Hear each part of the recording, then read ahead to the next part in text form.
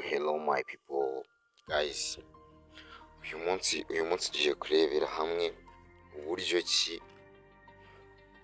ki wakura video kuri TikTok. Nyine wa downloading video kuri TikTok ikaza idafite Watermark, rya zina nyine rya nyiri video riba ririho, ngira ngo narizi neza, ugakuraho video ikaza imeze neza. Guys, niba utarakanda subscribe kuri iyi channel, kanda subscribe, ufungure inzogera kugira ngo uzajye ukomeza kubona n'izindi tips, izindi video zigiye zitandukanye. Guys, ikindi kora like, share, hasi muri comment wandikemo ikindi kintu wifuza ko twawukoreraho, turaza kugukorera video yacyo nacyo kirakugeraho.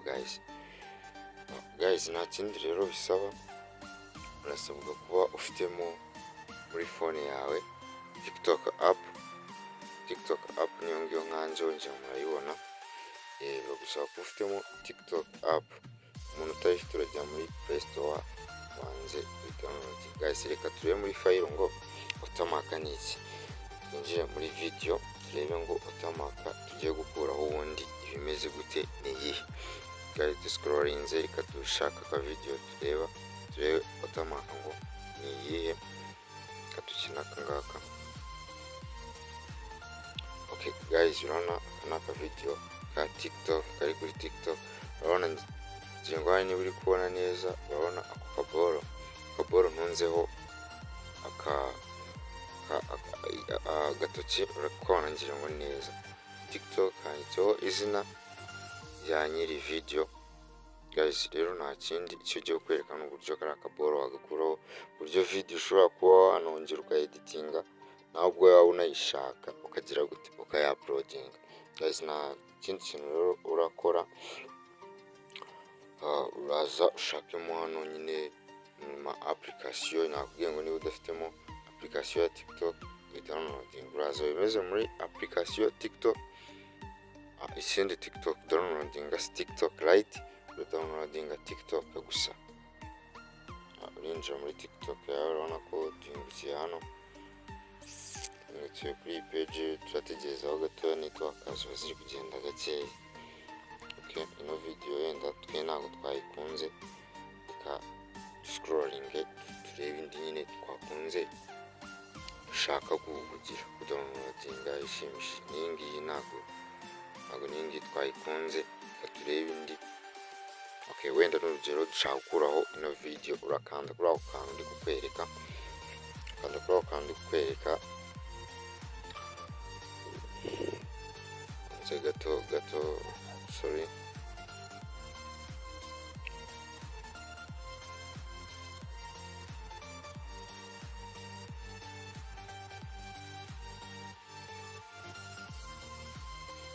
Urakanda kuri ako kaboro ndi kukwereka ka share ngira ngo abantu benshi murakazi. Umara kugakanda ahita ugera kuri page, urareba aho ngaho handitse hasi hari za WhatsApp n'iki, urakanda kuri aho handitse link, copy link.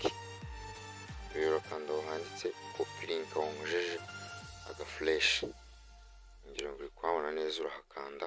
Umara kuhakanda utegereze link ibe copy, tayari urahita ujya muri application bita Xender. Tujya muri application bita Xender. Ku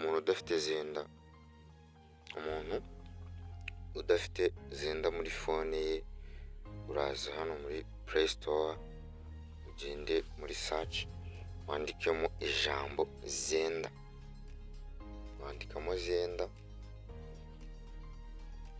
Xender, nurangiza wowe downloading. Kubera ko twe tuyifitemo, kadusubire aho twari tugeze. Urinjira muri Xender yawe. Xender nyine abantu benshi murayizi, ni imwe gufasha kohereza ikintu byihuse.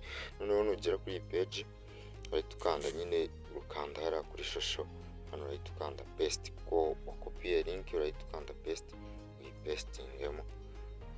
Guys, reka tutegereze turebe icyo biri bubyare. Turabireka nyine analyze link.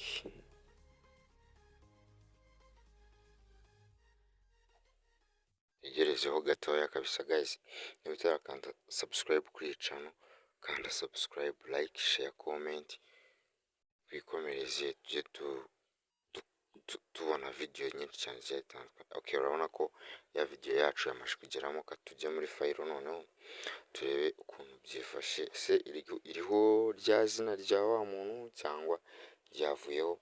Ubu nicyo tugiye gusuzuma. Injiye muri videos. Okay, ngiyi hejuru turayiplayinga. Okay guys, ngira ngo neza uri kubibona neza ko Watermark y'uyu cyangwa se n'umuntu ukoresha TikTok twayivanyeho, yavuyeho. Guys, ikindi kibazo cyangwa inyunganizi gisigaho muri comment. Niba video igushimishije ukaba hari icyo wungutse, guys, nabyo byandika muri comment. Ikindi kande subscribe kuri channel, fungura inzogera, like, share, comment. Ciao.